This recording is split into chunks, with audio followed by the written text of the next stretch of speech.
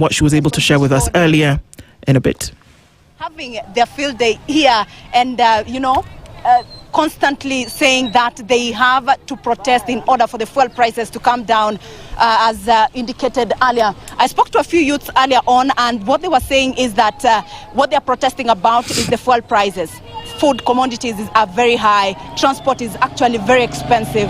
I'll show you the far end where we have buses actually parked all the way, and also commuters from this side can also not continue with their businesses. A lot of circles actually are grounded, have grounded their vehicles, and nobody is moving from this side to the other side.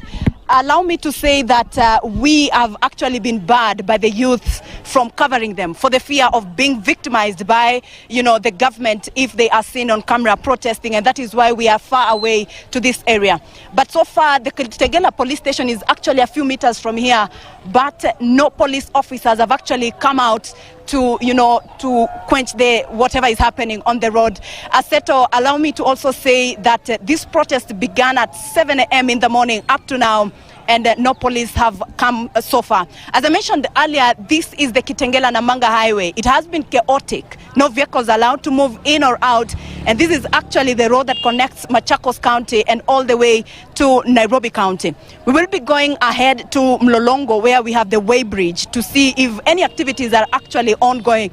But at the moment, we cannot move back to Kitengela, or rather into Kajiado County, because of the many roadblocks that the youths have actually put up using the bonfires that they have lit. As I said, we have actually been barred by the youths from approaching them because they are afraid of being victimized of organizing the protest. Allow me to give you a view of what is happening on the other side. I hope my camera person can give you the right photos or images that are coming from Kajiado County. This is the border in the EPZ road heading to Kitengela town and Kajiado, to be more precise, from Kitengela, the Mlolongo highway. Aseto, what has happened here since morning is what the youth have called protests to tell the government that they need to lower the prices of fuel, and that includes diesel and petrol, which have surged very high in the historic record of Kenya.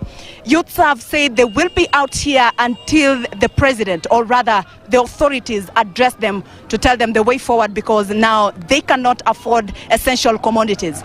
Earlier on at around 6 a.m. I was at Kitengela Market, and a few lorries were there parked, and nobody was actually offloading or loading the items because the market is equally closed, and the shops in Kitengela are equally closed.